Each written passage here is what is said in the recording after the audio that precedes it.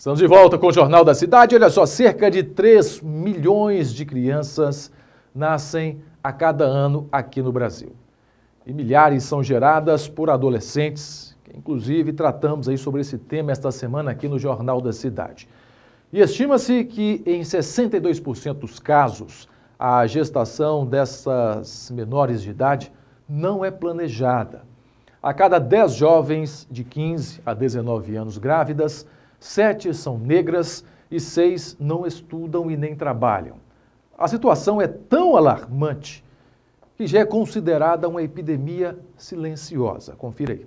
Ana Laura descobriu que estava grávida aos 14 anos. De lá para cá, ela tem se desdobrado para conciliar estudos e maternidade. Ainda é muito pesado para mim. Ela fica em tempo integral. E às vezes eu tenho que deixar o meu estudo para a madrugada, quando ela estiver dormindo, que é quando eu consigo organizar tudo, colocar a matéria em dia. A estudante acredita que, para evitar que outras meninas tenham o mesmo destino, é preciso mais que informação. Eu acho que os pais poderiam dialogar mais sobre os métodos contraceptivos, porque a escola tem seu papel, eles falam sobre isso na escola, só que a maioria das vezes os adolescentes usam os métodos de maneira errada. Não é falta de conhecer eles usam de maneira errada. A cobrança em relação à prevenção costuma ser maior para as meninas. Ana Cristina é especialista em ginecologia da infância e adolescência.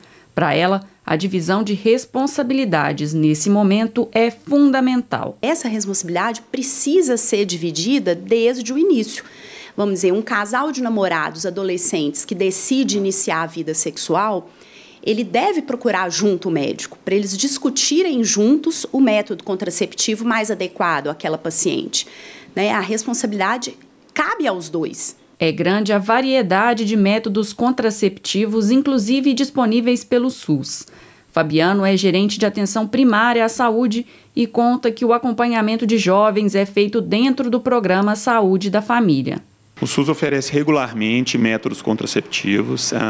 Mais importante que falarmos somente dos métodos é dizer que é possível no SUS termos planejamento familiar, né? Então, as pessoas, ao procurarem uma unidade de saúde, a sua equipe de saúde da família, que é aquela equipe que conhece aquela pessoa, que acompanha ela ao longo do tempo, vai saber indicar qual que é o método mais adequado para aquela pessoa. No Brasil, a cada 1.000 meninas com idade entre 15 e 19 anos, 62 ficam grávidas. Esse número é maior que a média mundial, que corresponde a 44 adolescentes em cada 1.000. Hoje, tanto a Sociedade de Ginecologia quanto a Sociedade de Pediatria são unânimes em dizer que o melhor método para essas meninas são os métodos de longa duração, como o dispositivo intrauterino, o sistema intrauterino, o implante, tem também as injeções que duram mais tempo, 3 meses, são os melhores métodos, porque evita o que mais acontece com o público adolescente, que é o esquecimento. Eu acho que o maior desafio é um pouco dessa sensação de poder, assim, de que isso não vai acontecer comigo. Então, é preciso discutir isso com o adolescente. Nós temos uma outra questão que ela é um pouco cultural, assim. O adolescente de hoje, ele usa menos preservativo, usa menos camisinha do que já foi usado no passado, né?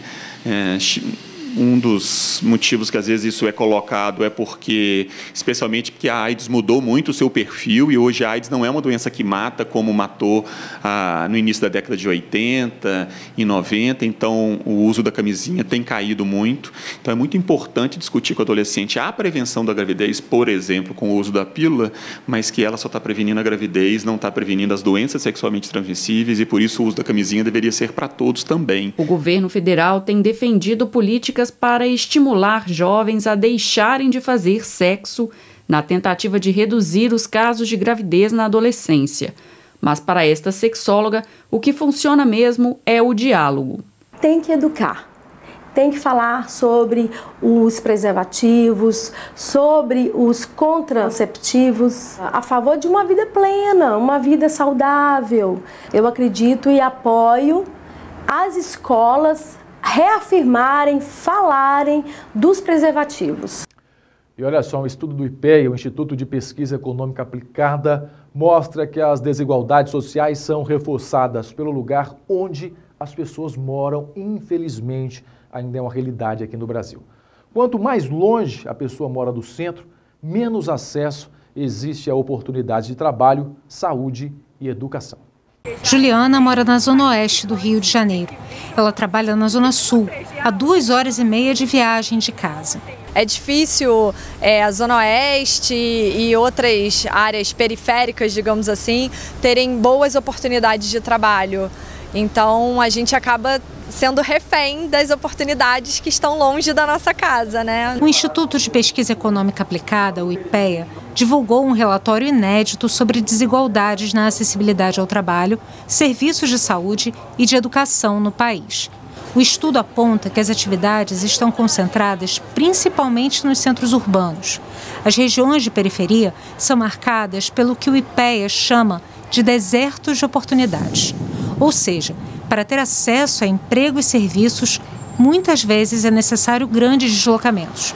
Além da questão geográfica, a população de baixa renda e negra tem menos oportunidades do que os brancos de alta renda.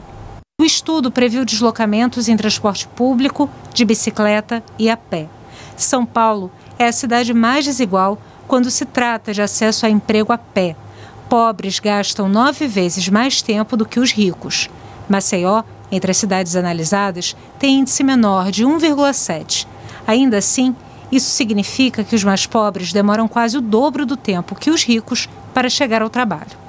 As pessoas que mais dependem e precisam do sistema de transporte público são as pessoas que têm o menor acesso às oportunidades de educação, saúde e empregos pelo transporte público. As regiões periféricas que têm pessoas de baixa renda são justamente as pessoas que têm uma menor oferta e conectividade das redes de transporte. O estudo mostra como a política de desenvolvimento urbano impacta o acesso aos serviços. De acordo com o pesquisador do IPEA, os dados podem ajudar na criação de políticas públicas para reduzir a desigualdade. É extremamente saudável para as cidades distribuir melhor o desenvolvimento econômico, as atividades e serviços ao longo dos corredores de transportes, de maneira a diminuir um pouco a pressão sobre o centro das cidades e, com isso, diminuir, inclusive, a desigualdade de acesso a oportunidades. Vamos agora falar de economia. Você leva o seu filho aí ao supermercado? Tem pais que não gostam de levar os filhos ao supermercado porque acabam gastando mais do que planejam. Você é desses que leva o seu filho ao supermercado? Você mostra a ele o quanto as coisas custam e estimula ele a fazer uma poupança? Você é desses pais que gostam de ensinar isso? Porque ensinar esses conceitos desde cedo é muito importante para a formação das crianças. E a partir deste ano, olha só, a disciplina Educação Financeira é obrigatória nos ensinos infantil e fundamental nas escolas em todo o país.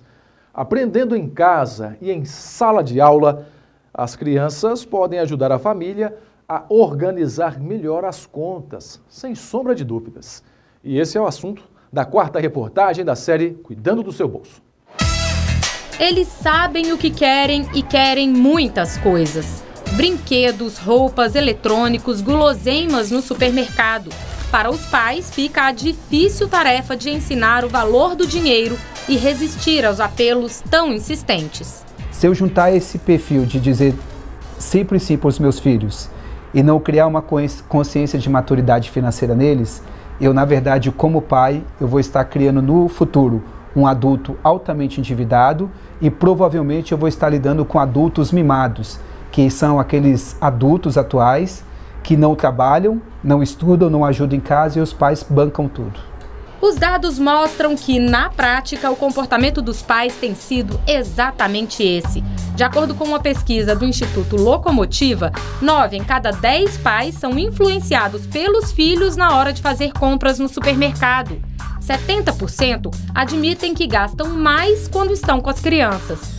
O poder dos pequenos é tão grande que 70% dos pais assumem que dão mais importância às marcas usadas pelos filhos do que as que compram para si. Mas se é verdade que os filhos podem colaborar para aumentar o endividamento das famílias, também é fato que o caminho pode ser feito no sentido inverso. Quem trabalha com educação de crianças e adolescentes aposta que eles podem ser a chave para ensinar sobre consumo consciente e controle financeiro para pais que não sabem lidar com dinheiro. Foi isso que esse professor de matemática de uma escola pública de Brasília observou quando começou um projeto de educação financeira com os alunos do ensino médio. Esse longo prazo é o que mais, vamos dizer assim, o que mais vai influenciar é a ideia dentro da família.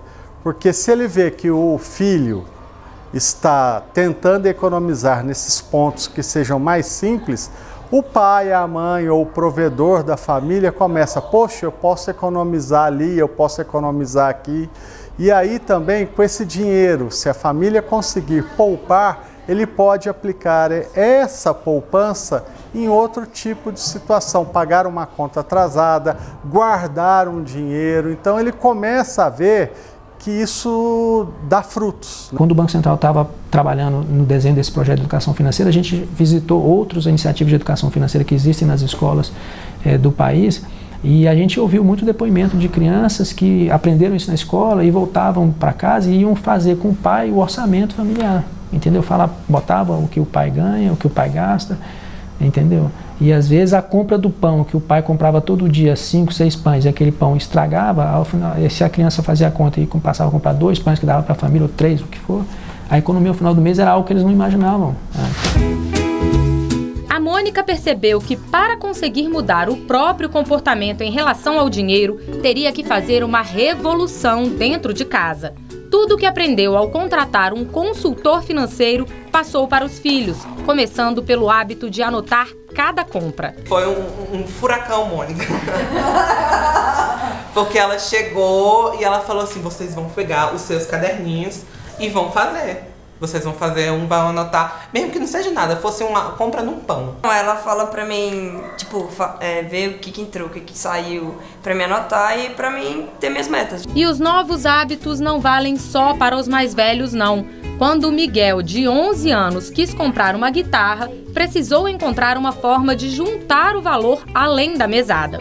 Minha mãe fez um monte de doce de goiaba, aí eu saí pela rua tocando a campanha e vendendo. A maior renda foi dele. A maior parte foi dele? Foi dele. Doces vendidos, o dinheiro ainda não dava. Miguel aprendeu então a nova lição: pechinchar. A gente já tinha feito um negócio, tanto que ele conseguia fazer promoção pra mim. Aí eu falei, ou eu levo, ou ninguém ganha aqui. Aí ele falou, tá, leva. Com aquela cara. A importância é que no não já tem uma educação. Eu já estou colocando limites para essa criança e passando para ela a ideia de que se você não consumir hoje, no presente, você vai consumir no futuro com muito mais alegria, com muito mais felicidade, vai degustar melhor e vai valorizar mais. Então, eu preciso educar o meu filho desde o começo. E para ajudar nessa educação, anote algumas dicas. Se for dar mesada, comece dividindo o valor e entregando por semana. Depois, a cada 15 dias e só quando ele já tiver mais maturidade, dê mensalmente. Não associe a mesada a punições como retirar o pagamento se ele for mal na escola. Isso pode criar uma relação ruim com o dinheiro. Estimule seu filho a poupar. Defina uma parte da mesada para planos de curto, médio e longo prazo, inclusive valores que forem dados por parentes. Para crianças, curto prazo são 3 meses, médio 6 meses e longo prazo é 1 ano. Para adolescentes, curto prazo são 6 meses, médio 1 ano e longo 1 ano e meio. E mesmo que a poupança seja feita no banco, não esqueça de incentivar o uso do bom e velho cofrinho, já que as crianças aprendem observando o acumular das moedas, que depois serão trocadas por produtos. Na casa da Mônica, cada um tem o seu. Daqui a pouco, o mercado das cervejas artesanais está em alerta após mortes em Minas. Já no primeiro dia, mais de 150 mil motoristas pediram a restituição da diferença do valor do DPVAT. Eu volto já.